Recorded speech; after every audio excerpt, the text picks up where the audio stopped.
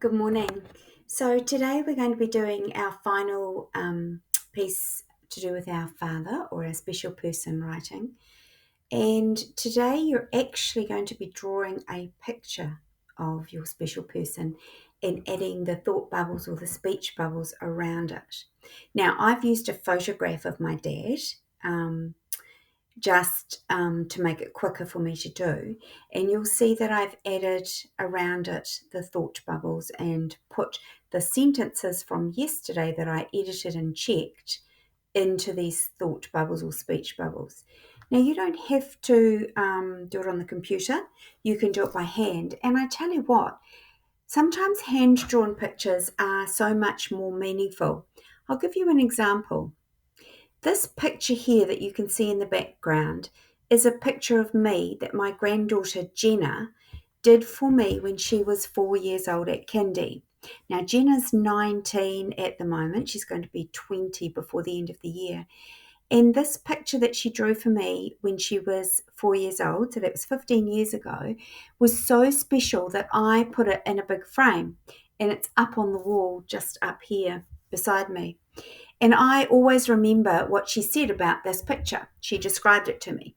She said that I had glasses so that I could read her lots of books, strong arms to give me nanny hugs, a handbag full of money to take me shopping, hands to bake yummy food for us to eat, and a big heart to love me with. So that was really, really special to me. And even though it hasn't got the thought bubbles or the speech bubbles around it, I know what those body parts were and why she drew them for me. And as you can tell, she put lots of detail in, but it's a very cute 4-year-old drawing.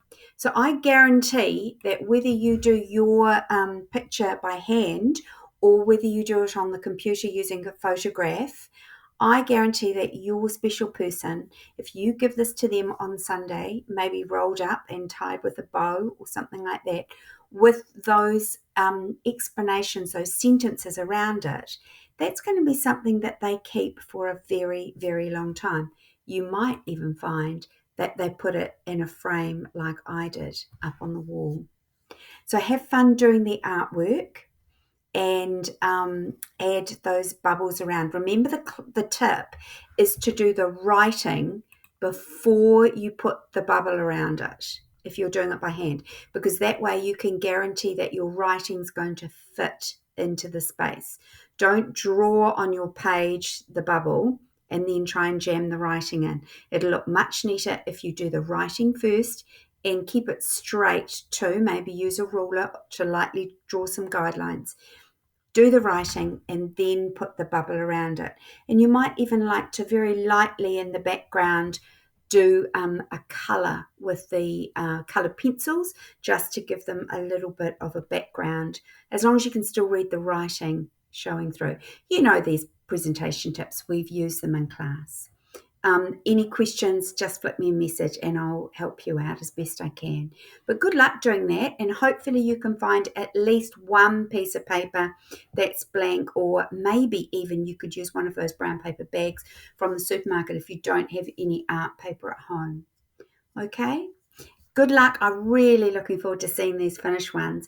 But if you want to hold on to them to post them before, after Sunday, so that the surprise, so your parents that you're going to give them to don't see them before then, that's fine too. I totally understand.